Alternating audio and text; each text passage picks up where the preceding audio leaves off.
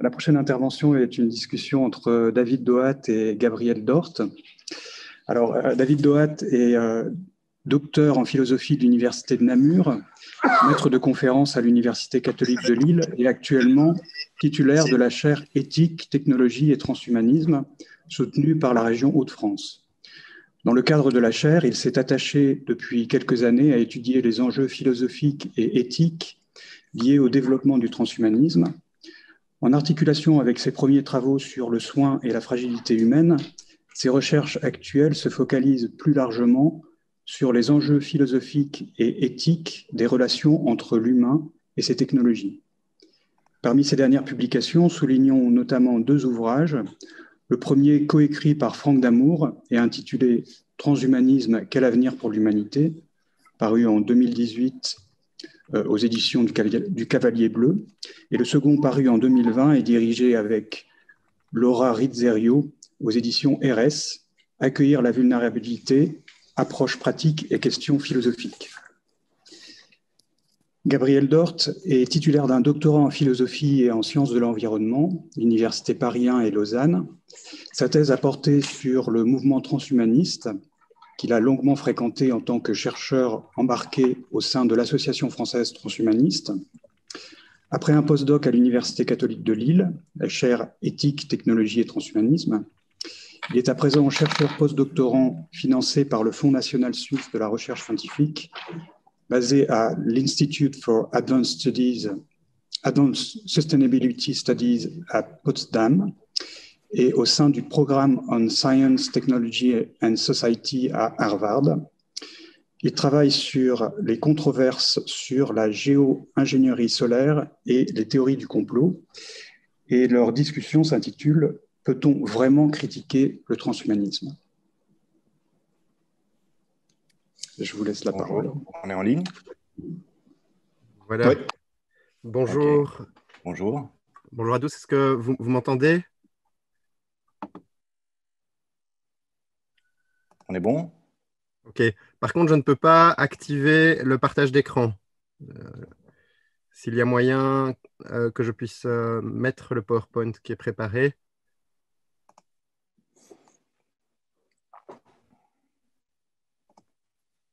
Voilà, merci. Très bien. Voilà. OK. Bonjour à toutes et à tous. Merci aux organisateurs, à toute l'équipe d'organisation de ce colloque pour son abnégation et son courage. À toi, David. Oui, notre intervention donc, va se composer de différents sets de remarques. Hein. C'est une petite introduction, je dirais, et précautions oratoires. Donc, en gros, il y aura trois grandes remarques, hein, trois grands sujets que nous allons traiter. Et on pourra en discuter ensuite avec vous lors du temps des questions et puis peut-être aussi à d'autres occasions du colloque, par exemple lors du panel avec l'Association française transhumaniste. Je vous propose d'entrer directement dans le vif du sujet. Gabriel, je te laisse la parole. Oui, merci. Alors, pour nous, en fait, ce qu'il s'agit de faire, c'est de proposer une sorte de parcours dans la question du transhumanisme, mais sous l'angle, en quelque sorte, une sorte de critique de la critique, ou plutôt d'essayer de situer la critique du transhumanisme, critique essentiellement philosophique, pour essayer de la pluraliser et pour vous montrer, David, si tu peux me mettre la prochaine slide, vous montrer que malgré l'apparence d'un débat très polarisé pour ou contre, hein, surtout en francophonie, si on y regarde de plus près, au fond, on ne comprend pas toujours très bien de quoi ce débat parle exactement, ou plutôt, on pourrait dire, c'est un peu ça qu'on va essayer de vous montrer, que suivant la manière dont vous concevez le transhumanisme, vous pourrez élaborer certaines critiques et pas d'autres. C'est-à-dire certaines critiques seront appelées et d'autres seront en quelque sorte interdites. Ça, c'est une jeune femme que j'avais croisée quand je faisais ma thèse sur le transhumanisme à Lausanne, qui écrivait simplement la définition sur un mur. Et je lui avais demandé pourquoi elle faisait ça. Donc, elle avait peur que je sois de la police. Je lui ai dit non, c'est bien de dessiner sur les murs.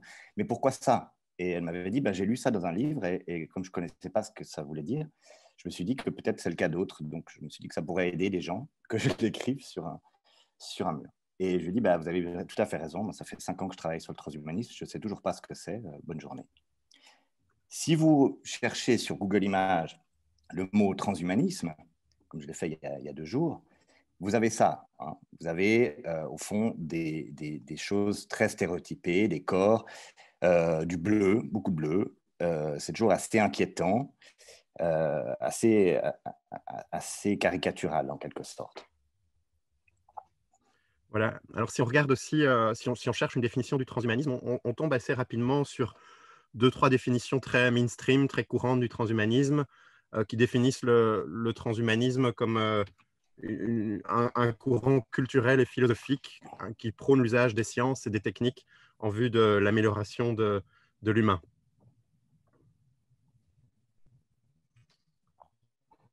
Voilà.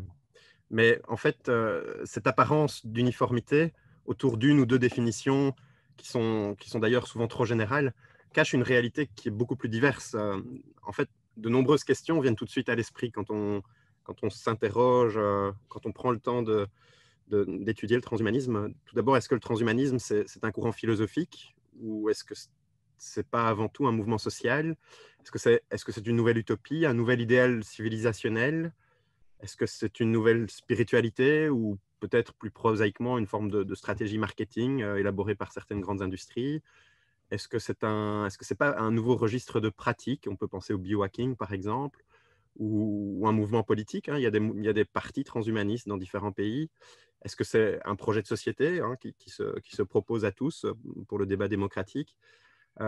Et en fait, la réponse à ce questionnement n'est certainement pas à trouver dans l'une seule de ces propositions à l'exclusif des autres. Hein. Il y a un peu de tout ça dans le transhumanisme, en fait. Et de même, et pour continuer de vous égarer un peu par rapport aux définitions très mainstream ou très générales qui semblent donner l'impression que le transhumanisme, c'est un courant très, très uniforme, très cohérent et assez facilement réductible à une définition simple.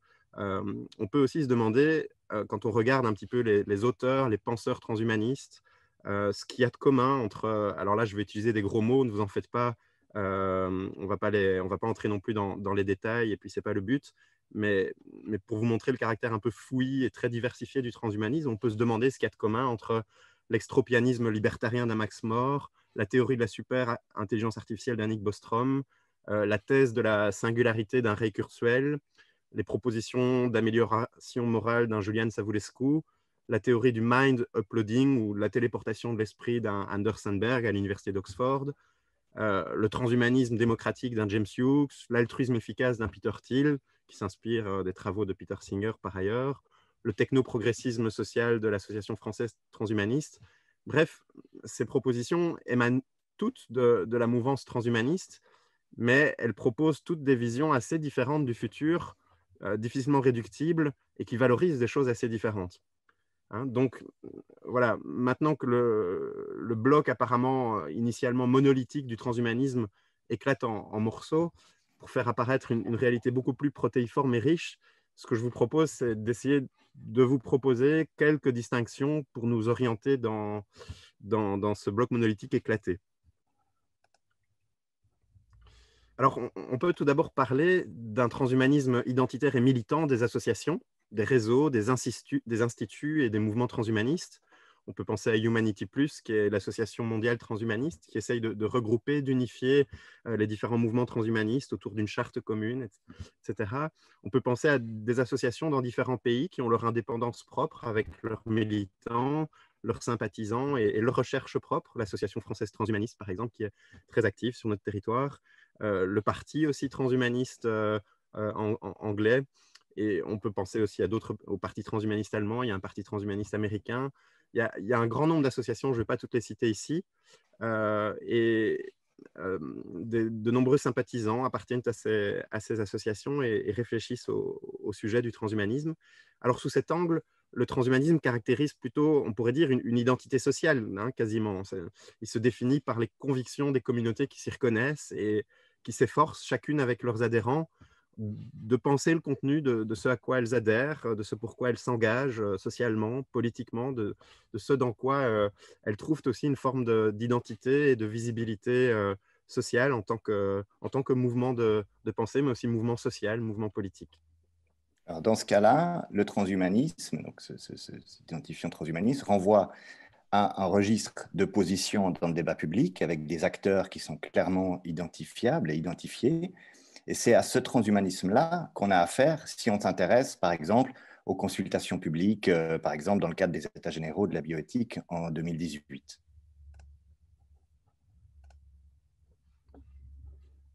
Alors, à côté de ce transhumanisme des associations, de ce transhumanisme militant, on peut aussi trouver une façon de classifier aussi les différents morceaux de ce bloc monolithique du transhumanisme qu'on a fait éclater tout à l'heure, en distinguant un transhumanisme très académique que l'on trouve notamment chez des auteurs comme Max More, par exemple, Nick Bostrom, David Pearce, Anders Sandberg, Ingmar Persson, Ben Goertzel, Julian Savulescu, James Hughes, etc. Alors juste, attention, ces auteurs, ces penseurs académiques, parfois appartiennent eux-mêmes à des associations ou s'engagent à des niveaux industriels. Les choses ne sont pas toujours complètement séparées, elles sont parfois très entremêlées. Ici, on propose des catégories, mais il ne s'agit pas non plus de simplifier une réalité qui reste complexe. Alors les théories transhumanistes de ces auteurs plus académiques, qui ont une position universitaire, se sont érigées ou bien se déploient encore aujourd'hui dans des centres de recherche universitaires comme le Centre d'études sur le futur de l'humanité, ou le Centre de recherche en éthique pratique à l'Université d'Oxford, tous deux abrités par l'Université d'Oxford, ou encore au sein du Centre d'études du risque existentiel ou du Centre pour le futur de l'intelligence de l'Université de Cambridge. Alors dans ce cas-là, transhumanisme, ça renvoie donc à un groupe d'acteurs très hétérogène au précédent. On a affaire à des transhumanistes vraiment, comme l'a dit David, académiques, qui jouissent d'une certaine légitimité institutionnelle. Les instituts cités sont dans des institutions de premier plan international. Ce qui n'empêche pas certains de ces auteurs à être actifs aussi dans les mouvements militants, mais au fond, ces gens-là s'insèrent plutôt dans le monde en fait, de la bioéthique et sont perçus dans le débat public comme des experts sur des sujets éthiques et sociaux liés aux technologies émergentes. Dans les deux cas, bien sûr, il y a des débats constants entre ces gens, entre les transhumanistes militants. Je veux dire, ce n'est pas du tout monolithique. Mais c'est intéressant de voir que ces gens-là sont perçus comme voilà, des experts et parfois ils disent la même chose que les premiers transhumanistes cités, mais avec une réception très différente. Voilà. Alors, c'est le transhumanisme des associations, des militants, le transhumanisme académique, au fond, forme, on pourrait dire, une nébuleuse transhumaniste. Alors, j'essaye de changer mon slide, voilà. Une nébuleuse transhumaniste qui se caractérise néanmoins par une forme de normativité. Je vais juste y revenir. Je commande juste 2 secondes le slide que vous avez ici devant vous. Donc, c'est un travail qu'on a mené avec quelques collègues au sein de notre chaire éthique, technologie et transhumanisme, soutenu par la région Hauts-de-France. On s'est amusé, en utilisant un programme informatique, à étudier les liens et les connexions que se renvoyaient mutuellement entre elles les grands sites Internet des associations transhumanistes, qu'elles relèvent purement qu'elles relèvent de la société civile ou bien d'un ancrage spécifique dans les universités. Et donc, vous voyez ici la grande diversité des associations, des mouvements, des initiatives. Et ce qui est frappant, c'est le lien qu'elles entretiennent aussi entre elles. Si ces instituts étaient tout à fait s'ignoraient mutuellement, ne se citaient pas, ne se renvoyaient pas mutuellement les unes aux autres, on aurait plutôt des îlots sur cette carte avec très peu de liens. Ici, on a un continent avec une très, très grande diversité. Donc, je reviens à ce que je disais tout à l'heure, ce transhumanisme militant des associations, ce transhumanisme académique se caractérise par une forme de normativité, c'est-à-dire une volonté, une conviction, un combat partagé. En effet, les nombreux mouvements de cette nébuleuse partagent la conviction que la meilleure voie qui s'offre à l'humanité pour évoluer, tant au plan individuel que collectif, eh bien, c'est de se dépasser, de s'auto-transformer consciemment par les moyens des sciences et des techniques, sans contraindre les libertés individuelles. En fait, les transhumanismes en général sont pour la plupart, et les transhumanistes sont pour la plupart très attachés au respect de l'autonomie individuelle. Donc, sans contraindre les libertés individuelles, tout devrait être facilité en société pour permettre, pour les transhumanistes, toute pratique d'expérimentation sur soi en vue de transformer ses capacités, son substrat biologique, son identité, tout en se dotant collectivement de ressources nécessaires pour prévenir autant que possible les risques auxquels une telle permissivité pourrait exposer. Les transhumanistes, en général, militent pour une forme de liberté morphologique, le droit pour tout être humain de disposer de son corps et de lui donner la forme qu'il souhaite. Et donc, évidemment, en France, il y a un interdit de la disposition du corps. Ça se confronte évidemment à des barrières bioéthiques dans différents pays. Alors, à côté de cette nébuleuse transhumaniste, qu'on pourrait dire normativiste, porteuse d'un idéal de transformation, il est encore utile de distinguer d'autres formes de transhumanisme. Et on pourrait parler, troisième catégorie que nous vous proposons, d'un transhumanisme socio-culturel qui est plus tacite. En fait, ce transhumanisme-là, c'est un transhumanisme qui ne va pas se revendiquer, qui ne se pense pas toujours lui-même, mais qui se fait, qui s'inculture par des pratiques, par des projets scientifiques, sans nécessairement se dire, et auquel de nombreux acteurs contribuent sans le reconnaître ou sans vouloir le reconnaître, parfois à leur corps défendant ou sans le savoir. Alors, on se trouve ici clairement, évidemment, sur une ligne de frontière, aussi de polémique, de débat, sur une ligne de frontière poreuse entre l'idéal scientifique moderne très classique, auquel adhère la grande majorité de la communauté scientifique, qui vise depuis toujours la connaissance de la nature, sa maîtrise, et puis aussi qui voit la science et les techniques comme une façon de rendre meilleure la vie, de la rendre toujours meilleure. Et d'un autre côté, l'aspiration transhumaniste, qui est souvent très critiquée par la communauté scientifique elle-même, qui, elle, s'inscrit en faveur de l'amélioration de l'humain, de l'amélioration des conditions de la vie humaine par le moyen de la technique et des sciences. On dirait qu'il y a un grand schisme, et en même temps, il y a une frontière très poreuse. Et donc, on pourrait peut-être parler d'une forme de transhumanisme socio-culturel ou pratique qui ne se dit pas, qui ne se pense pas comme tel, mais qui partage parfois des objectifs assez communs avec des transhumanistes plus militants ou plus académiques. Alors là, c'est intéressant parce que dans ce cas-là, on a un peu deux formes de critique qui se déploient. On a une critique qui reste assez métaphysique, philosophique, mais qui prend la responsabilité, sans toujours le dire, d'attribuer l'étiquette transhumaniste à des pratiques ou à des projets qui ne la revendiquent pas elles-mêmes. Et donc là, on a un jeu de distinction. Vous avez des acteurs scientifiques, par exemple, qui diront non, pas du tout, on n'est pas transhumaniste, et les transhumanistes militants de leur côté qui s'intéressent de très près à ces enjeux. Par exemple, je ne sais pas, le Human Brain Project financé par l'Union européenne à hauteur d'1 milliard d'euros quand même, et qui vont dire, eh ben là, ça nous donne une certaine légitimité scientifique ou culturelle pour, par exemple, des productions culturelles, des jeux vidéo, etc. Mais on peut déployer une autre critique qui est clairement plus minoritaire, mais qui est plus sociologique, si on veut, qui est ce que s'appelle en sociologie des sciences la sociologie des promesses technoscientifiques, que je mentionne juste en passant, mais où on peut analyser, documenter très bien les annonces parfois tonitruantes de transformation de l'humanité par des acteurs disons, technologiques et scientifiques, ces promesses-là s'inscrivent dans un contexte de concurrence pour le financement de plus en plus violente, de concurrence pour l'attention publique, pour le soutien politique, etc. Et donc, ces deux choses-là cohabitent et parfois, certains ingénieurs vont faire des grandes promesses simplement pour lever des fonds et pas forcément parce qu'ils pensent que leur projet va pouvoir permettre de transformer l'humanité fondamentalement. Alors, à côté de ces trois premières formes de classification des transhumanismes, on peut encore parler, donc à côté de ce dernier transhumanisme dont on vient de parler, pratique, socioculturel, on peut encore distinguer les nombreux tenants d'un transhumanisme qu'on appelle, faute de mieux, Gabriel et moi, ontologique, qui considère que le désir profond qui nous habite depuis le fond des âges de progresser, de nous améliorer, de transcender les limites de nos conditions et d'accroître notre qualité de vie, fait en fait de nous tous des transhumains en puissance. Alors là, on renvoie du coup le transhumanisme, toujours cette espèce de signifiant un peu compliqué, à une sorte de nécessité évolutive, ce qui pose un certain nombre de problèmes plutôt politiques sur lesquels je reviendrai plus tard. Oui, on reviendra effectivement sur ce transhumanisme ontologique dans la deuxième partie de notre propos dans quelques minutes. Passons à une cinquième forme de classification possible des transhumanismes. On peut donc distinguer dans le prolongement de ce transhumanisme ontologique dont on vient de parler, une cinquième forme de transhumanisme possible, un transhumanisme qu'on pourrait appeler d'épocal, qu'on appelle aussi post-humanisme, comme le fait par exemple Peter Sloterdijk dans son fameux petit essai intitulé Règles sur le parc humain.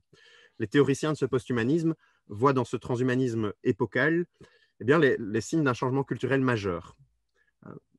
Alors, davantage équipé d'un background issu des sciences humaines et sociales, hein, plus que des sciences de l'ingénieur, de l'informatique ou des sciences du vivant, les tenants de ce post-humanisme ou de ce transhumanisme épocal, qui n'est pas à confondre avec ce qui viendrait après le transhumanisme, considèrent que les progrès technoscientifiques et les effets de la convergence des nanosciences, des technologies, enfin, de l'informatique, du génie génétique, etc., la convergence de ces sciences, de ces technosciences, va de pair avec un changement de paradigme culturel qui imposerait à l'humanité de nouvelles clés de compréhension de soi, qui sont si radicalement nouvelles qu'elles nous font d'ores et déjà sortir du paradigme de l'humanisme classique, au sein duquel nous nous serions jusqu'ici compris et définis en tant qu'être humain. Et alors là, on a encore affaire à une communauté très hétérogène par rapport à la communauté des bioéthiciens ou à la communauté des transhumanistes militants. Ce pas les mêmes références, ce pas les mêmes communautés de recherche. Enfin, dans ce cadre-là, post-humaniste, là aussi, c'est quand même assez diversifié, mais on ne peut pas rentrer dans les détails. Mais enfin, pour dire que quand même signaler que les transhumanistes militants, par exemple, ça, je le sais d'expérience en parlant avec eux, ils connaissent souvent très mal ces auteurs-là, c'est-à-dire au sens où ça ne les intéresse pas spécialement, ce que dit par exemple Donna Haraway sur la théorie cyborg, que même pour des philosophes, c'est quand même compliqué à travailler, mais enfin, ce n'est pas les mêmes types de réflexion. Ça cohabite là aussi, mais sans, avec peu de... On a plus à faire alors un archipel, pour reprendre la distinction de David tout à l'heure avec son continent. Et puis, ce qui est très important de signaler encore plus, puisqu'il peut y avoir une curiosité de la part de transhumanistes militants pour les textes de Donna Haraway. Par contre, de la part de Donna Haraway, il y a un rejet très radical de tout ce qui ressemble de près ou de loin au transhumanisme. Donc, c'est vraiment, malgré ce qu'on dit sur sa théorie du cyborg, c'est beaucoup plus distinct que ça. Et puis, on a mis juste cette image parce que très probablement, il y aura des échos avec la conférence de clôture de Vinciane Desprez sur le poulpe. Voilà, écran noir pour faire une petite pause et pour distinguer aussi, pour souligner qu'on pourrait aussi très fortement distinguer ces premières formes de transhumanisme dont on vient de parler, des associations académiques, socioculturelles ou pragmatiques, ontologiques ou épocales, des formes de transhumanisme plus militants ou fondationnels que j'ai évoquées tout à l'heure. Pardon, pour être plus précis, il faut distinguer les trois dernières formes de transhumanisme dont on vient de parler, des transhumanismes des militants ou plus académiques, parce que ces trois dernières formes sont plus descriptives, elles sont moins normatives, leur vocation est plutôt de décrire un état de fait, des constats anthropologiques fondamentaux. En fait, considérer que nous sommes depuis toujours transhumains, c'est une sorte de constat, c'est pas un engagement, c'est pas une affirmation politique militante, c'est plutôt un constat descriptif. On est moins dans une dimension normative comme on l'est dans des formes plus militantes du transhumanisme. Enfin, et sans prétention à l'exhaustivité, on peut encore mentionner aux marges de ces différences d'approche et d'expression normativistes ou descriptivistes des courants transhumanistes, une ou deux autres dernières formes de transhumanisme qu'on appellerait, on pourrait dire qu'il s'agit de transhumanisme plus externaliste, qu'on pourrait dire tantôt épouvantail, tantôt marketing, et que dépeignent et simplifient à outrance leurs narrateurs. Alors, ces narrateurs-là, pour la plupart du temps, sauf à se planter une balle dans le pied, et cela arrive, ne sont pas transhumanistes, mais font plutôt partie des critiques du transhumanisme ou de ses exploitants externes. Les uns produisent de tels récits à des fins de stratégie commerciale pour les intérêts de leur business, et les autres pour se construire un adversaire qui aura toutes les qualités de l'épouvantail en plein soleil de midi, aussitôt construit, aussitôt incendié pour les besoins d'une bonne cause. Cependant, la dite cause n'est en général guère honorée par le recours à ce type de stratégie. À vaincre sans péril, on triomphe sans gloire, si vous me permettez le dicton.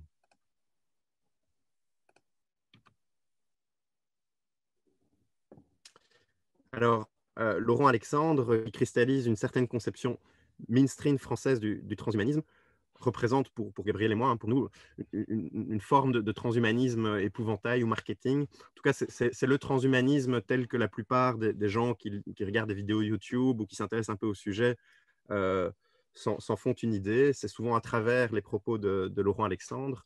Et ce transhumanisme-là, et Laurent Alexandre a déjà une position très, très ambivalente par rapport à son propre discours, hein, mais ce transhumanisme-là est un transhumanisme qu'il est soit très facile d'abaisser, de critiquer, d'en faire un ennemi absolu, soit qui peut servir aussi des formes de stratégies commerciales diverses.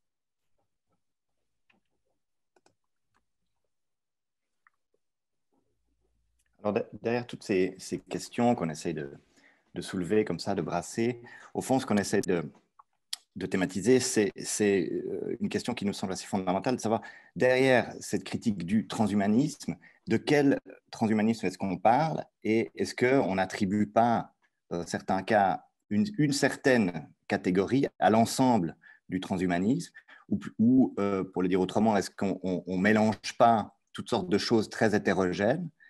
Donc on voit bien hein, qu'il y a certaines critiques qui sont beaucoup plus puissantes, beaucoup plus fréquentes que d'autres, puissantes, je veux dire, socialement, stratégiquement. Et donc c'est effectivement plus valorisant hein, en termes de recherche ou pour des essayistes, par exemple, de dépeindre un transhumanisme épouvantail ou un transhumanisme épocal, que d'aller voir un peu ce qui se passe peut-être plus finement entre différentes communautés théoriques différentes qui ont des débats, qui hésitent, etc. Donc très souvent, on peut remarquer aussi que certaines déclinaisons de cette définition du transhumanisme échappent d'une certaine manière à la critique ou échappent elles-mêmes, c'est-à-dire en disant non, non, c'est pas moi, c'est l'autre. Et donc, pour aller plus loin, on peut se demander, mais qui s'attribue la prérogative de désigner quelque chose comme relevant du transhumanisme? Quel usage stratégique de cette définition?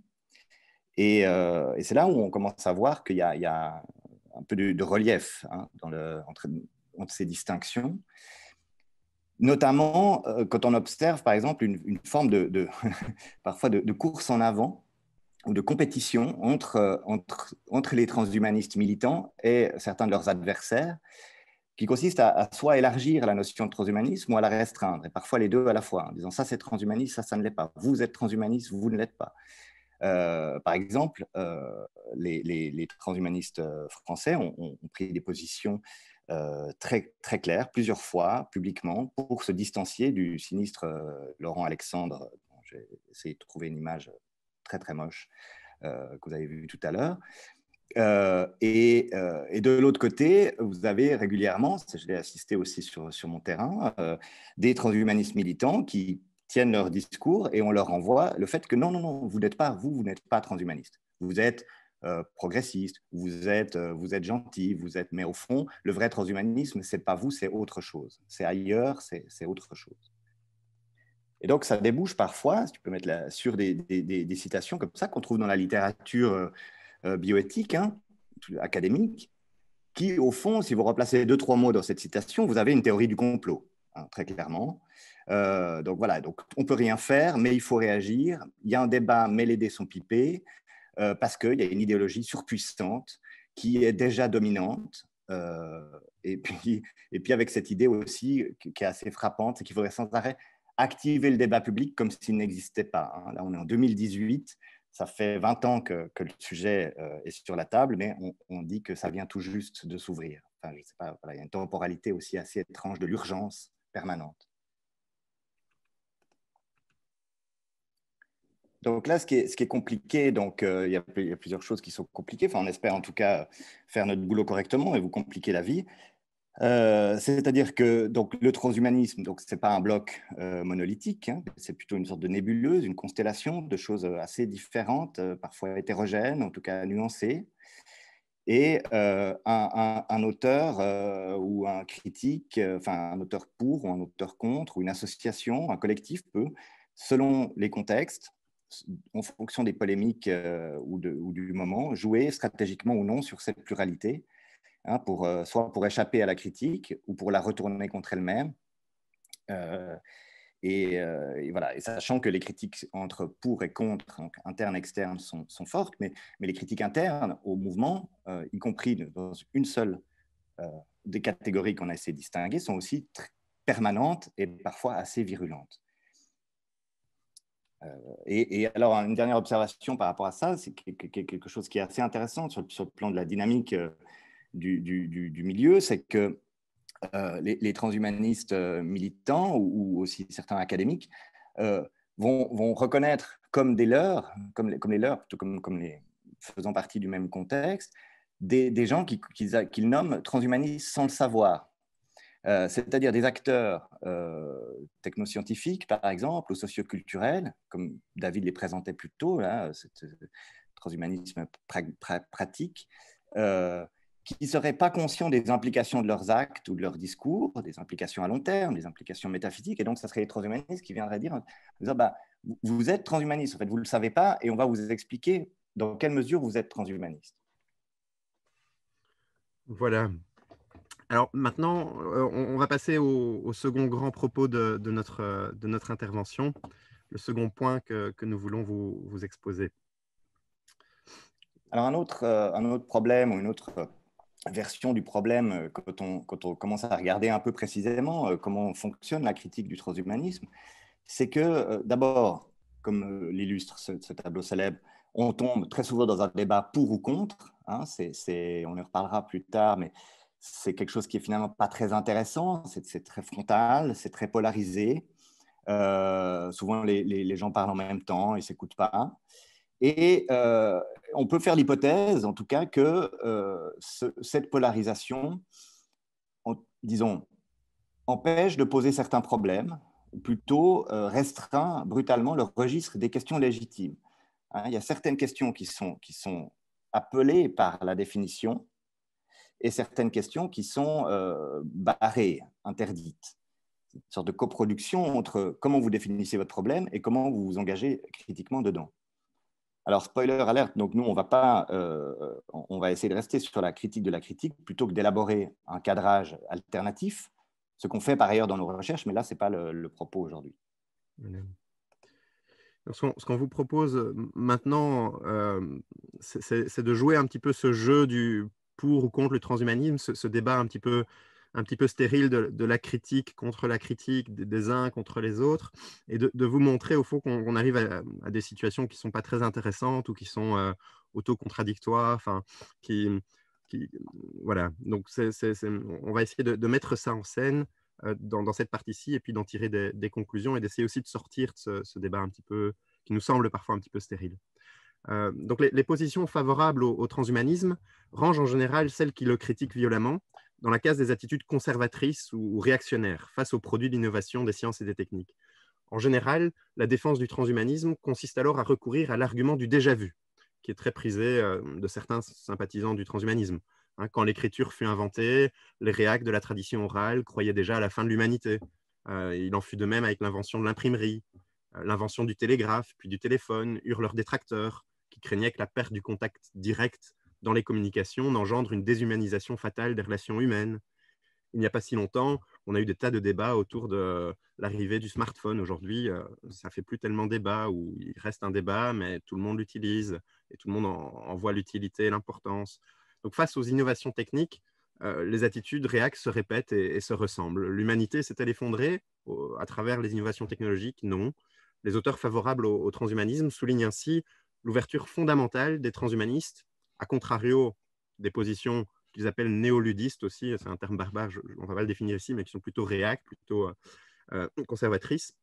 Donc, les auteurs favorables au transhumanisme soulignent leur ouverture au développement technologique, leur progressisme, même si les transhumanistes se soucient aussi des risques des technologies. Hein. Ils sont d'accord avec le bon sens des réacs, même s'ils n'en sont pas. Hein. Ils font montre de prudence, mais fondamentalement, les technologies sont une bonne chose dont notre évolution humaine a besoin.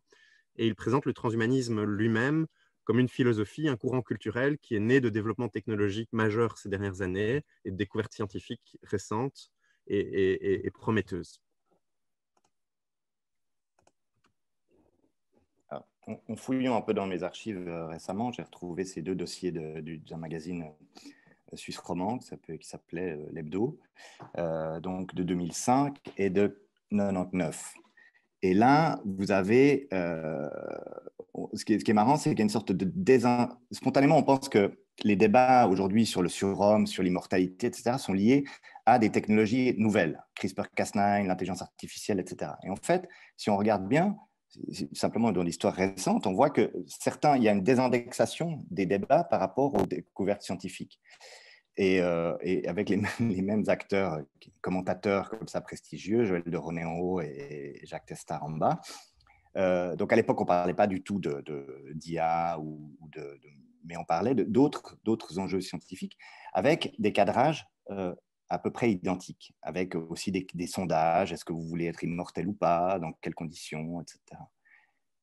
Donc ça fait patiner un petit peu cette espèce de sentiment d'urgence, où il faudrait toujours réagir à des choses nouvelles. Non, finalement, les questions qui se posent sont en partie, en tout cas, les mêmes depuis 20 ou 30 ans. Voilà. Alors, évidemment, un transhumaniste peut répondre à cet argument, qui est une forme de critique de la critique réactionnaire, enfin, c'est plutôt la question qu'on peut se poser. Que peut répondre un transhumaniste à cet argument selon lequel soutenir que les idées transhumanistes seraient les plus disruptives, les plus innovantes en raison des avancées technoscientifiques les plus récentes sur lesquelles elles s'appuient, serait devenu au final un argument un peu vieillot, comme le montre ici le slide commenté par Gabriel. Ça commence à faire longtemps qu'on entend cet argument, ça devient un peu vieillot. Eh bien, un sympathisant du transhumanisme peut y répondre en prenant cette dernière critique à son propre jeu. Plutôt que de présenter le transhumanisme comme un phénomène émergent, radicalement nouveau, dont on vient seulement d'entendre parler parce qu'il s'appuie sur des découvertes technoscientifiques tout à fait nouvelles dont très peu ont entendu parler. Cette stratégie-là, elle commence à dater. Donc, plutôt que de présenter le transhumanisme comme un phénomène émergent, plutôt récent à l'échelle de l'évolution humaine ou épocale, si l'on reprend une catégorie que j'ai introduite tout à l'heure, le transhumanisme peut aussi se présenter comme éminemment conservateur et réactionnaire, en affirmant que, quoi qu'on en dise, nous avons toujours été transhumains. L'humanité, c'est de la transhumanité qui s'ignore.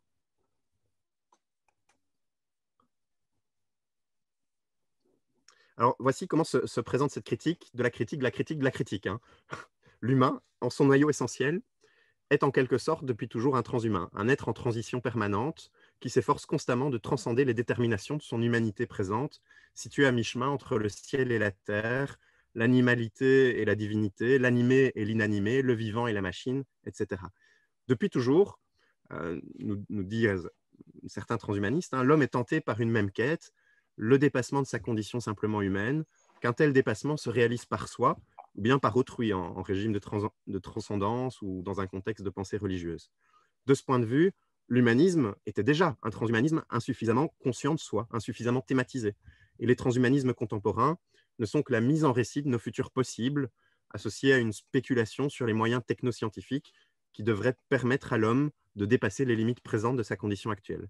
Bref, si l'homme fut un transhumain qui s'est longtemps ignoré, s'interprétant notamment pendant des siècles à l'aune de catégories et de croyances inadéquates, qui l'ont longuement éloigné de la compréhension de son être véritable, une adhésion consciente au transhumanisme, à ses idéaux et à la mise en œuvre de ses recommandations n'est pas à même de conduire l'humanité hors d'elle-même.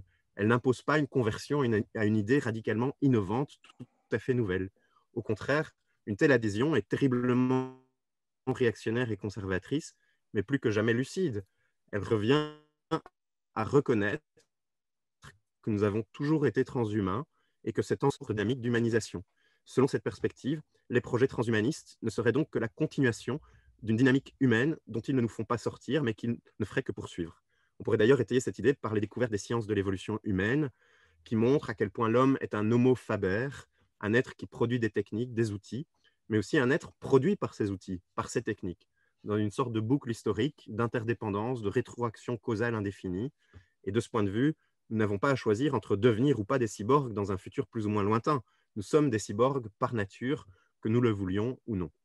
Mais ça veut dire quoi, ça? Ça voudrait dire que le transhumanisme serait quoi? La vérité devenue pleinement consciente de soi, de l'humanisme classique et de nos dynamiques d'hominisation depuis la préhistoire. Tu veux dire que les pros et les anti-transhumanistes se retrouveraient, en fait, partageraient la même anthropologie?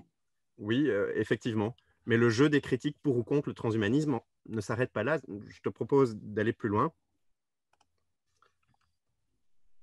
On peut encore avancer, et on est toujours dans ce jeu pro-contra, des arguments pour ou contre, et de cette polémique qui nous semble un peu stérile, hein, mais qu'on continue de jouer, de mettre en scène. On peut encore avancer une critique de la critique, de la critique, de la critique, de la critique.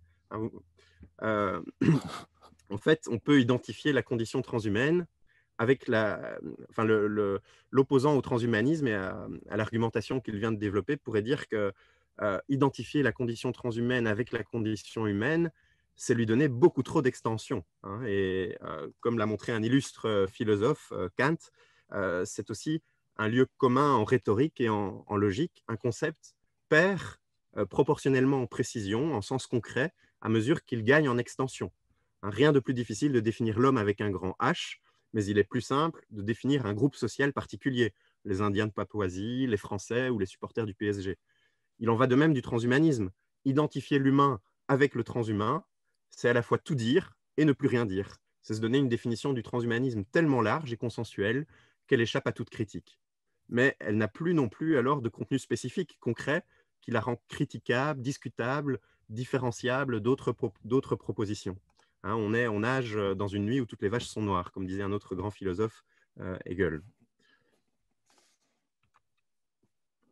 Alors, comment critiquer le transhumanisme si on a affaire avec lui à un processus quasiment méta-historique, indépendant de nos choix politiques, hein? On voit bien ici que dans l'argumentation qui vient d'être développée, le transhumanisme aurait partie liée avec notre nature humaine, avec notre histoire évolutive, mais au fond, c'est naturaliser le transhumanisme, hein, et c'est faire ce que tous les conservatismes et les réactionnismes font depuis toujours, considérer que certaines choses, étant donné le fait qu'elles sont naturelles ou justifiées en nature, ne sont plus discutables, elles deviennent normatives et incritiquables. Hein, présentées comme naturelles, elles doivent être acceptées comme telles, comme des vérités absolues, et hop, le tour est joué. Mais vous l'avez deviné, on peut encore envisager une critique de la critique, de la critique, de la critique, de la critique, de la critique. Et là, je vous ai tout à fait perdu, non? Mais enfin, voilà, c'est le trou noir. Voilà, là, on peut arrêter les frais. On voit bien que ce jeu d'objection contre objection pourrait se poursuivre à l'infini. Et peut-être que vous vous dites qu'on a inventé ce petit jeu pour l'occasion, un petit jeu de philosophe un peu maniériste comme ça.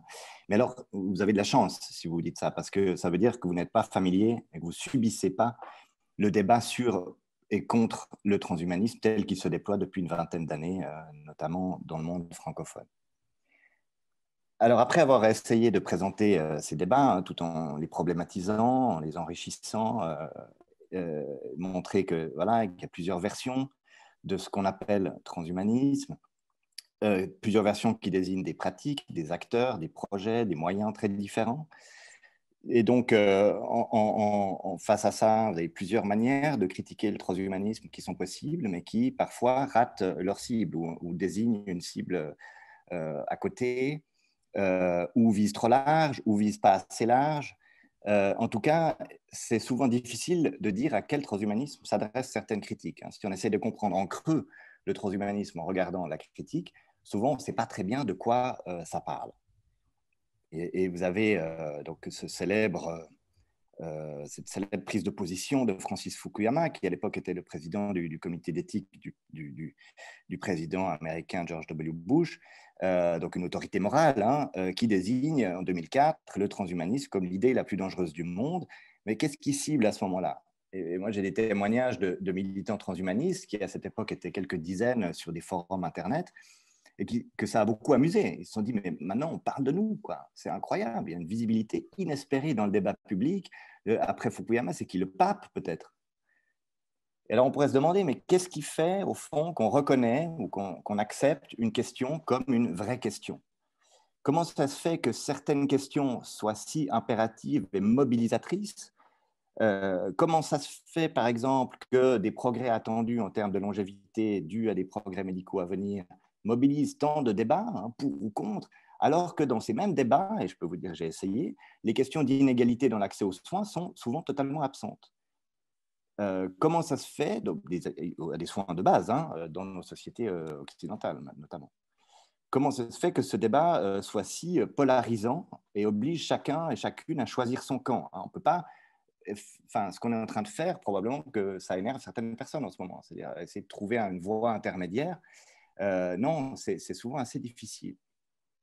Pour revenir aux définitions exposées par David tout à l'heure, ce n'est pas anodin de remarquer qu'un des cadrages vraiment dominants du débat sur le transhumanisme en France est indexé au pouvoir de 4 géants de l'économie Internet qu'on appelle GAFA, hein, pour Google, Amazon, Facebook, Apple.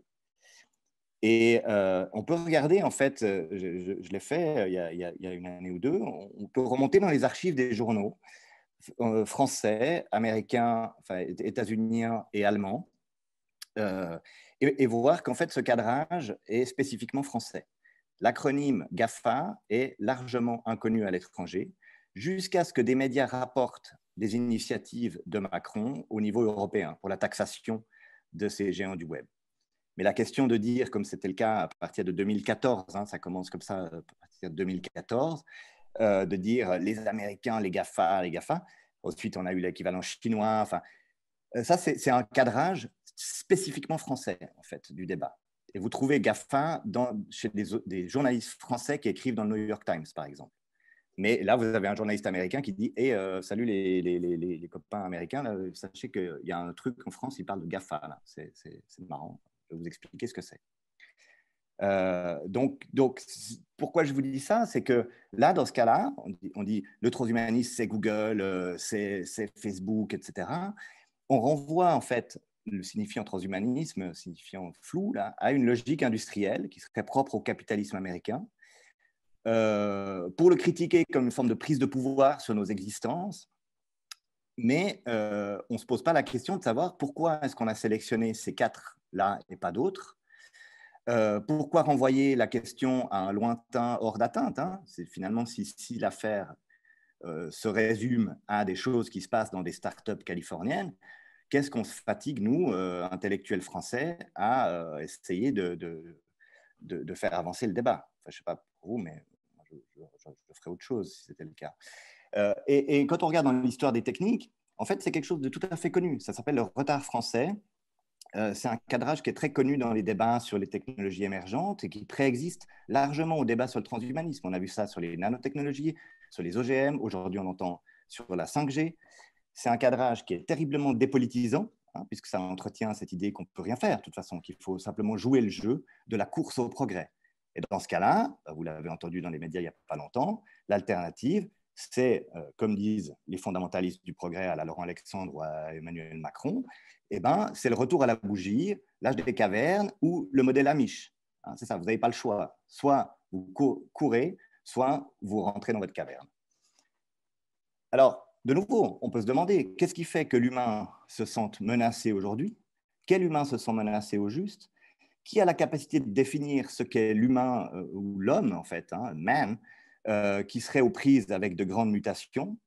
Quels sont les humains qui sont oubliés dans ces débats, hein, parce que si on parle de certains humains, ça veut dire qu'on ne parle pas d'autres humains. Et puis, surtout, dans quelle mesure est-ce qu'on n'hérite pas de cadrage sur lesquels on devrait prendre position, encore une fois, pour ou contre, de cadrages que nous pourrions questionner. On n'est pas obligé d'en hériter littéralement. Et donc, on pourrait se dire, mais qui a la capacité, qui détient le pouvoir, ou à qui est-ce qu'on attribue la légitimité de nous dire quelle est la réalité qui compte? Et alors là, la slide suivante pourrait induire en erreur, mais il faut bien comprendre, ce que j'essaie de vous dire, c'est que la question, ce n'est pas que c'est ce monsieur debout qui définit la réalité qui compte. La question, c'est de dire on lui attribue la capacité.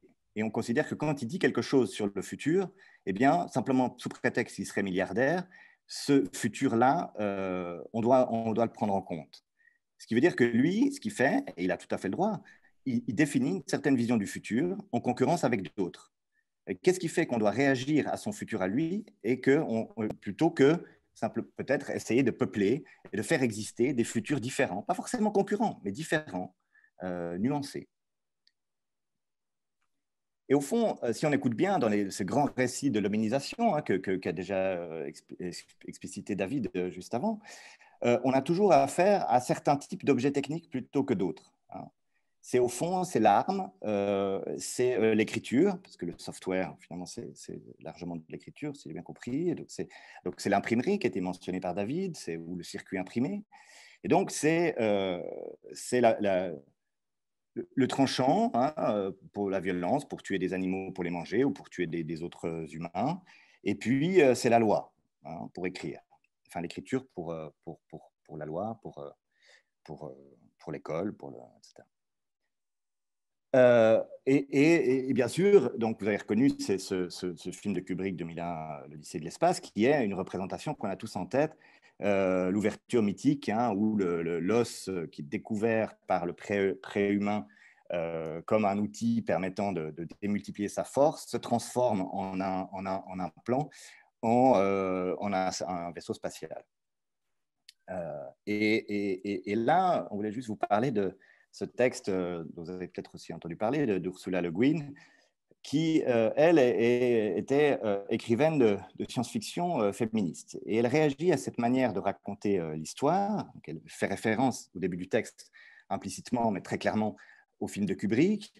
Et puis, au fond, elle propose de se rendre attentif à d'autres objets techniques, aux objets techniques qui permettent de récolter, de stocker, de répartir, de distribuer la nourriture ou d'autres ressources. C'est-à-dire de faire de la politique et de l'économie, hein, oikonomos, la répartition du foyer, de ce qui se passe autour du foyer, donc du collectif.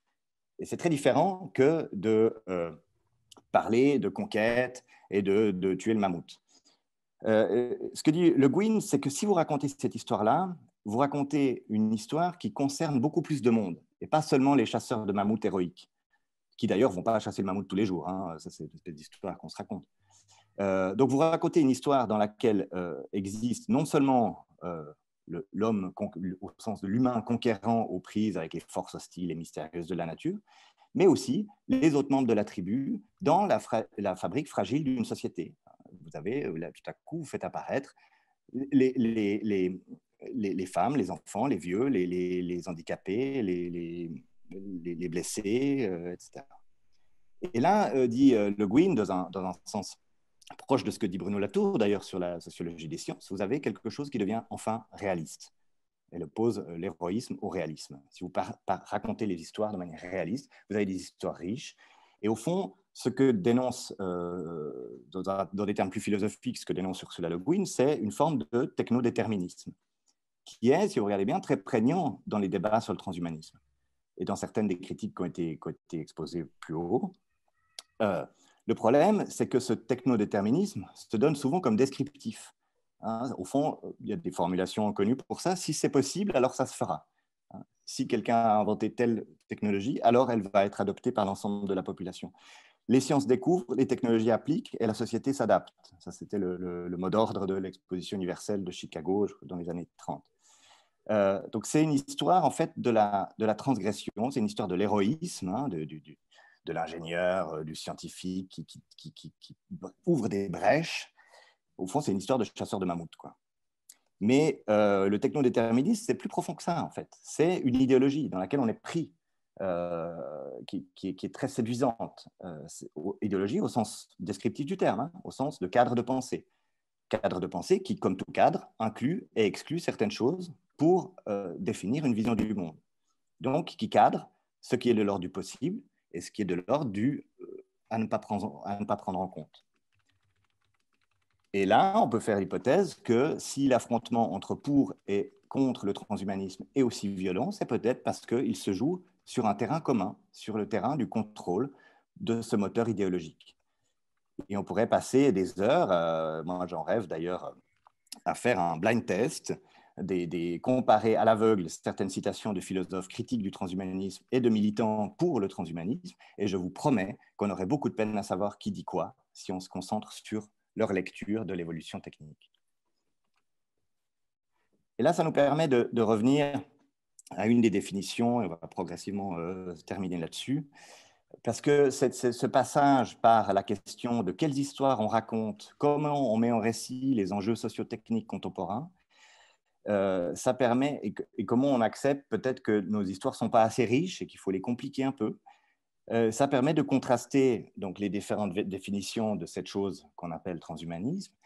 Et ça permet aussi peut-être de ne pas sous-estimer trop vite la définition 1 qui est présentée par David, qui est souvent un peu le parent pauvre dans ces débats, c'est celle du transhumanisme militant, qui sont des gens dont certains parleront demain, Marc et Didier, qui sont des gens qui ne sont pas des ingénieurs, qui ne sont pas des milliardaires de la Silicon Valley, hein, et cette citation de Mark Crooks, le président de l'Association française transhumaniste, moi je la trouve fascinante à bien des égards, et très instructive, parce qu'au fond, ce qu'il fait, et Marc, si tu n'es pas d'accord, tu me le diras, mais il présente le travail de l'association. Alors ça n'engage que lui, mais je trouve que ça représente bien ce que j'observe sur le terrain depuis plusieurs années, le travail de cette association, comme d'autres associations transhumanistes, comme un travail d'interprétation, de décryptage, de tendance à l'œuvre que certains moins attentifs ne verraient peut-être pas. Et du coup, le rôle des transhumanistes, ça serait d'attirer l'attention, de dire hey, regardez, il est en train de se passer des choses. Si vous prenez tels indices et tels indices, il y a quelque chose et il faut anticiper. Si c'est ça, ça veut dire qu'on peut y mettre la main, qu'on peut proposer des interprétations différentes, qu'on peut proposer des mises en récit différentes, encore une fois, pas forcément concurrentes, mais variées. Et donc, si le transhumanisme est un mouvement d'idées militant, ça permet de poser la question de la critique sur des bases un peu différentes que si c'est peut-être aussi le cas, mais ce n'est pas seulement le cas, une affaire de milliardaires américains. Et là, la question des conditions de possibilité d'un débat riche, hein, la question de comment on fabrique les questions et de qui a son mot à dire, devient véritablement l'affaire de tous, ou de toute personne, en tout cas, qui a envie de s'en mêler. Malgré tout, l'assignation à choisir son camp reste très puissante. Personnellement, en tant que chercheur, j'en connais très bien la puissance et, pour tout dire, la violence. C'est-à-dire, si vous essayez de dire le transhumanisme, c'est une certaine lecture de ce qu'on appelle le progrès technique, il y en a peut-être d'autres, des lectures. Cette lecture a le droit d'exister, mais elle ne prétend pas exister au détriment de toutes les autres, et on peut la discuter. Si vous faites ça, eh vous allez avoir des problèmes puisque, comme vous disiez, la critique ricoche sur différentes définitions. Donc on vous dira, non, ce n'est pas ça le transhumanisme. Ou alors vous êtes en train de souffler sur les braises. Peut-être, David, tu as une expérience à nous partager par rapport à ça. Oui, effectivement, et on va conclure dans les 2 minutes qui s'achèvent ici.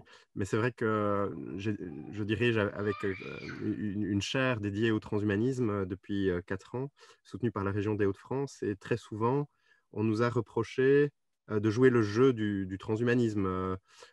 C'est très curieux. Enfin, la phrase choc qui avait énormément fait réagir notamment tout le champ des sciences humaines et sociales dans les universités françaises, à l'époque où Emmanuel Valls, par rapport au terrorisme, avait dit, en critiquant les chercheurs, s'efforcer de comprendre, c'est déjà d'une certaine façon légitimer ou justifier le terrorisme. Et au fond, à travers le travail qu'on a mené dans le cadre de notre chaire depuis 4-5 ans, qui est un effort de compréhension de compréhension de ce qu'est le transhumanisme dans toute sa complexité, très souvent, politiquement, on a été confronté à ce genre de critique. Vous étudiez le transhumanisme, donc vous êtes transhumaniste, ou vous êtes des pompiers incendiaires, vous jouez le jeu des transhumanismes, vous entrez dans le débat pour ou contre, vous êtes certainement contre puisque votre chaire est inscrite dans une université catholique. Donc, vous donnez le jeu au transhumanisme, vous mettez en valeur le transhumanisme en le critiquant. Vous êtes des pompiers pyromanes. Mais au fond, c'était nous mettre déjà dans une sorte de débat pro-contra dans lequel notre chaire ne s'est jamais inscrite. C'est comme des chercheurs dans un centre d'études sur le nazisme. On ne va pas naturellement penser qu'ils sont nazis. Pourtant, concernant le transhumanisme, on nous a attribué ce type de position ou d'identification. Et des courants ou des associations transhumanistes ont pu aussi jouer à ce jeu-là avec nous, quelque part, en nous remerciant de travailler sur leurs travaux, etc., de les rendre visibles. Et des deux côtés, en fait, la chaire a toujours dû se positionner en se distanciant de ces instrumentalisations ou de cette volonté de nous mettre dans un débat pro-contra. Et donc, tout ce qu'on a essayé de faire dans le cadre de la chaire, c'est aussi ce que Gabriel a essayé de montrer, Hein, c'est de montrer qu'on peut construire une critique et un dialogue beaucoup plus différent. Et c'est ce qu'on a fait aussi avec de nombreux transhumanistes. On peut s'arrêter là. Normalement, il nous reste une vingtaine de minutes, si on a bien calculé, pour la discussion. Voilà. C'était prévu pour 1h15, donc on devrait être là-dedans. Merci pour votre attention. Voilà, donc Gabriel et moi n'avons pas trop regardé le fil des discussions sur YouTube, concentrées par notre propos. Peut-être que du côté de la modération, il y a certaines questions qui ont été remontées, qui nous ont échappé.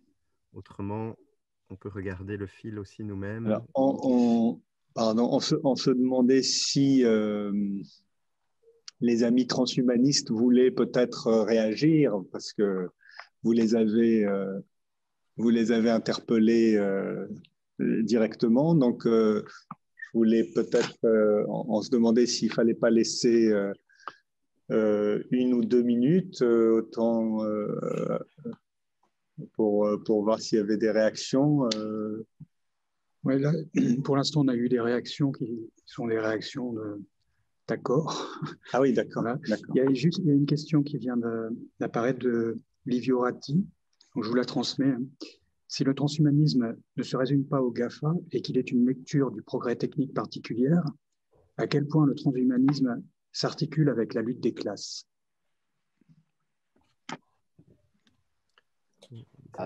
Je peux commencer, hein, Justin. Je pense que c'est une excellente question. S'il y a d'autres questions, sinon. J'ai envie juste de la décaler pour raconter très rapidement une petite anecdote. Peter Thiel, donc un des grands argentiers de certains projets considérés comme proches du transhumanisme, un milliardaire, un des cofondateurs avec Elon Musk et d'autres de PayPal, qui disait une fois dans une conférence à Harvard devant 600 étudiants avides de voir ce que le grand venture capitalist allait leur dire. Il disait, moi, le problème, c'est qu'en fait, je ne sais pas où mettre mon argent. Il disait, si vous voyez si vous regardez même dans la presse, l'accumulation de cash de la part des grosses entreprises aujourd'hui, et vous ouvrez n'importe quel manuel d'économie, on vous dira, il ne faut surtout pas faire ça. Vous ne gardez pas de l'argent en cash. Si ces entreprises gardent de l'argent en cash, c'est qu'ils ne savent pas comment faire. Si vous rachetez une start-up, ça vous coûte 1 ou 2 milliards. Si vous construisez un super nouveau bâtiment comme Apple, ça vous coûte quelques milliards. Mais il vous en reste toujours des dizaines et des dizaines et des dizaines. Et donc, ce que disait Peter Thiel, c'est si vous avez une idée, n'importe quoi, un truc cool, un truc même risqué, un truc bizarre, un truc intéressant, appelez-moi.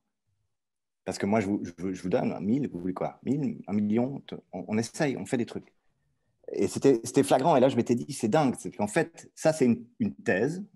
Je ne sais pas ce qu'elle vaut, mais je la trouve intéressante. C'est de se dire, peut-être que si ces gens-là, au sens alors des GAFA, et ils font ces trucs-là, ou prétendent, si Elon Musk envoie une Tesla dans l'espace, c'est que finalement, mieux, peut-être, il pourrait aussi balancer 50 000 $ dans les égouts ou les donner à des gens. Donc, peut-être, on peut, alors, pour raccrocher, je ne sais pas d'où vous partez pour poser cette question des luttes des classes, mais on pourrait dire, on va leur prendre leur argent. Je pense que c'est ça qu'il faut faire. Et sans les empêcher de faire. C'est ce que proposaient d'ailleurs des candidats enfin bref, mais des candidats un peu sérieux à la présidentielle américaine du camp démocrate, c'est de dire, à partir d'un certain niveau de richesse, on peut discuter, on peut débattre sur le seuil, et ben, on prend le reste. Vous n'avez pas besoin. Elon Musk peut continuer à faire des Tesla ou aller dans l'espace, etc. Mais il y a un certain moment donné, vous n'avez plus besoin de tous ces milliards et on les prend. C'est ce que disait Elizabeth Warren, par exemple, ou Bernie Sanders. Voilà, merci Gabriel. Je peux faire une dernière remarque si on a encore le temps. Je dis au modérateur de ne pas hésiter à nous dire qu'il est temps d'arrêter aussi pour respecter le programme. Peut-être juste pour une remarque complémentaire. Est-ce que le transhumanisme qui ne se résume pas au GAFA peut être une lecture du progrès technique qui s'articule avec la lutte des classes? Bon, ce sont quand même deux courants de pensée qui sont très différents, hein. Il n'y a pas de lien direct entre le marxisme et toute la philosophie marxiste et l'histoire, la généalogie socio-historique, idéologique du courant transhumaniste.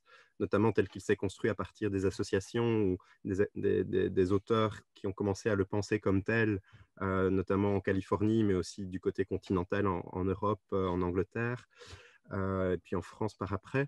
On peut néanmoins effectivement établir des liens qui sont a posteriori, je dirais. Hein. C'est vrai que pour Marx, la grande question, c'est la question de qui possède les moyens de la production et qui aliène qui. Et ceux qui aliènent sont ceux qui détiennent les moyens de la production et puis qui aliènent, qui asservissent le prolétariat. Et l'enjeu, c'est la question du partage des moyens de la production dans une société où la lutte, la hiérarchie, la différenciation des classes disparaîtrait au profit du prolétariat ou du peuple et d'un parti unique. Il y a chez les transhumanistes, et surtout les transhumanistes plutôt de gauche, où je pense que c'est une sensibilité de l'Association française transhumaniste, mais aussi d'un transhumanisme plus de gauche aussi aux États-Unis et dans d'autres pays. C'est effectivement la question, notamment par rapport au GAFA ou par rapport à un transhumanisme californien qui est très lié aussi à de la communication et à des moyens importants dans le domaine de l'industrie, c'est de poser cette question du partage de l'innovation des fruits de l'innovation technologique et aussi de la décision démocratique par rapport à l'orientation que nous voulons donner à notre recherche dans le domaine des technologies. Hein, prenons deux exemples. Aujourd'hui, on nous impose comme une réalité absolument nécessaire la 5G et la voiture autonome. Et il y a un lobbying extrêmement fort. Et puis, il y a des décisions qui ont été prises à des niveaux qui ne relèvent pas du débat démocratique concernant la mise en place de ces systèmes qui vont avoir un impact énorme lorsqu'ils vont être mis en place dans notre vie à tous, notre vie sociale, dans l'espace public. Pourquoi ces choix technologiques ne sont-ils pas davantage démocratisés et ne font-ils pas l'objet en amont d'un débat collectif? Et beaucoup de transhumanistes plus de gauche souhaiteraient que les moyens de la production et surtout les produits des moyens de la production fassent davantage l'objet d'une démocratisation ou d'un débat public préalable pour décider ensemble de la société que l'on souhaite, puisqu'on vit en régime démocratique. Donc là, je pense qu'il y a un point de rencontre, je dirais, reconstruit a posteriori entre le marxisme, la lutte des classes et les engagements transhumanistes des associations. Là, juste très rapidement pour rebondir sur ce que vient de dire David et sur les questions de Charles dans le chat, c'est très étrange de voir que c'est pas nouveau, que les mouvements transhumanistes ont très peu de choses à dire sur la 5G, ont très peu de choses à dire sur le mariage pour tous, ou sur certains sujets qui effectivement sont sur la voiture autonome, etc. Gabriel, pardon, oui. On va juste peut-être lire la question de Charles parce que, pas tout le monde... Pour que le public comprenne aussi ce qui est... Donc, il y a une réaction déjà de Marc Roux qui est tout à fait d'accord avec votre analyse. Et Charles Corval pose deux questions, donc je vais vous les lire. Au fond, est-ce que ce technodéterminisme n'est pas lié à la mécompréhension dans l'espace public de la manière dont s'organise le refus ou l'échec d'une technique? Et est-ce que ce n'est pas le récit de la passivité de la population face à la technique qui est en cause? Oui, pour la première question, c'est ça que j'avais en tête quand je disais reconstruire un autre type de cadrage. Parce qu'on a critiqué un certain type de cadrage, mais on peut en reconstruire un autre. Effectivement, pour ça, à mon avis, il faut passer par l'histoire des techniques, il faut passer par les études sociales des sciences et techniques pour montrer qu'effectivement, je pense que c'est de là que parle Charles et c'était assez fort dans le panel précédent. Voilà, il faut aller voir qu'est-ce que c'est qu'une technique de manière réaliste, justement. Et c'est très compliqué. Comment ça se fait que certaines techniques soient abandonnées alors qu'elles sont prometteuses? Comment ça se fait qu'on pousse certaines techniques à exister alors que finalement, elles ne sont pas les plus optimales, elles ne sont pas les plus efficaces, ni les plus nécessaires? Voilà, c'est le vieil exemple, mais que vous connaissez sûrement mieux que moi au Frénois, c'est la VHS. Pourquoi ce format-là? Il y a toute une histoire à raconter par rapport à ça. Qui n'est pas le meilleur, à ma connaissance, à l'époque, pour stocker et diffuser de l'audio et de la vidéo. Une remarque complémentaire au propos de Gabriel. Quand Charles dit « est-ce que ce n'est pas le récit de la passivité de la population face à la technique qui est en cause dans cette vision d'une évolution technologique qui serait déterminée, qui échapperait à la décision publique, aux choix politiques et sociaux de nos sociétés ?» je dirais attention à ne pas mettre en cause la population pour sa passivité, parce que cette passivité, elle existe effectivement. Nous sommes tous quelque part extrêmement conditionnés par notre identité de consommateur, mais cette passivité est aussi le résultat d'une construction historique, sociale et politique. Nous avons posé des choix dans nos états de droit qui ont créé de grands partages entre le domaine public, qui relevait des affaires et de la responsabilité de l'État, et les domaines privés. Nous avons créé des régimes juridiques de protection de l'innovation dans le domaine privé, etc. Et on voit bien aujourd'hui qu'on est à une époque, dans un contexte de changement climatique, dans le contexte de l'anthropocène, etc., où on se rend compte qu'effectivement, il y a des dimensions qui ont été... il y a eu des grands partages qui, aujourd'hui, engendrent des conséquences majeures et qui ont des effets sur notre vivre ensemble collectif et qui, du coup, relèvent peut-être aussi, relèverait peut-être quand même aussi d'une responsabilité collective. Mais cette passivité de la population par rapport aux innovations technologiques, elle est liée à la construction de notre identité de consommateur, au grand partage, bref, à toute une histoire. Et aujourd'hui, je pense que nous sommes dans un moment, quelque part, historique possible où on est en train, peu à peu, de prendre conscience de cela et de remettre en question certaines grandes organisations de la société auxquelles on tient aussi par ailleurs parce qu'on a le sentiment qu'elles conditionnent aussi notre vie démocratique. Donc, on ne veut pas non plus faire de faux pas, mais on est en plein cœur d'une vaste question qui est en train de s'ouvrir.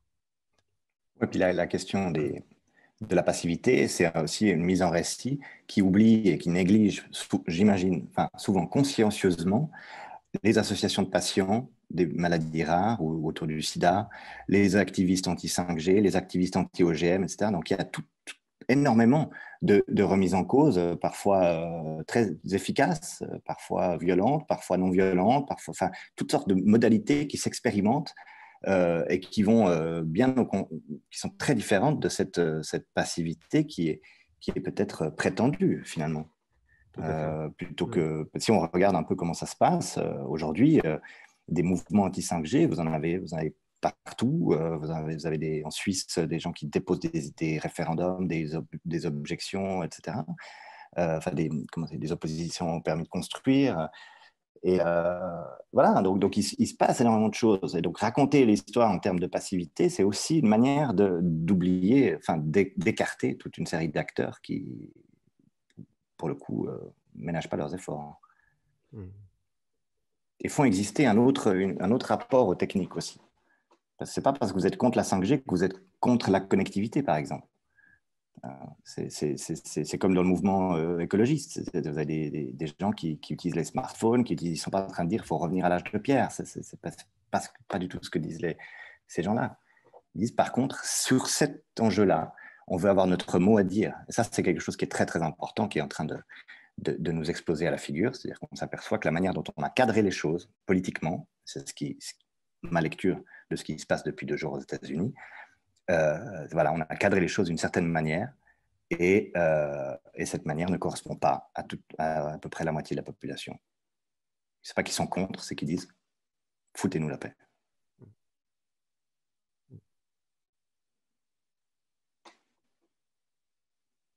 Alors, il y a une dernière question.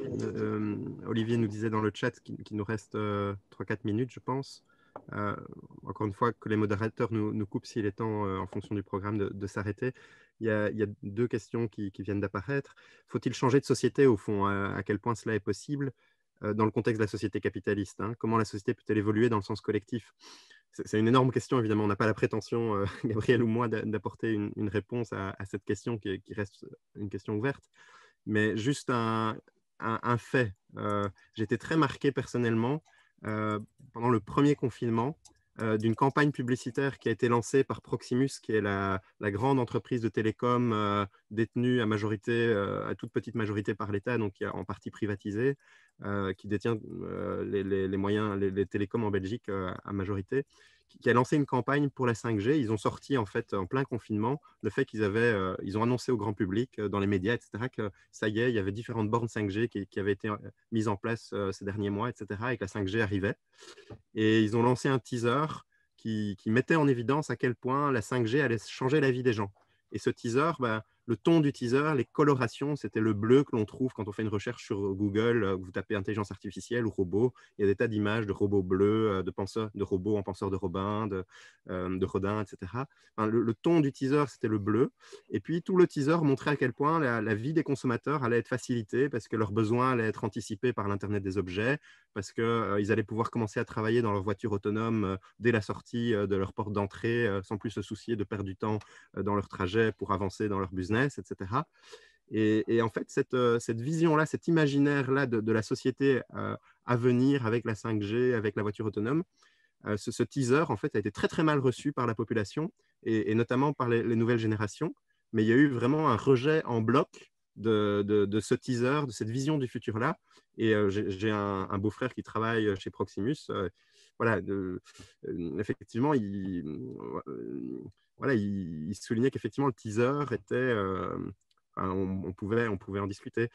Mais ça montre qu'il y a un décalage qui apparaît entre la façon traditionnelle dont peut-être dans les agences publicitaires, on s'imagine ce que sont les attentes de la société et des changements actuels très forts dans les imaginaires et les attendus de la société que l'on souhaite. Et aujourd'hui, il semble que l'imaginaire, en tout cas cet imaginaire-là, pour la vente de produits, marche moins bien, en tout cas dans la sociologie de la population belge. Donc ça montre qu'il y a on est dans une situation où il y a des changements d'imaginaire qui sont en train de se passer et dont il faut tenir compte.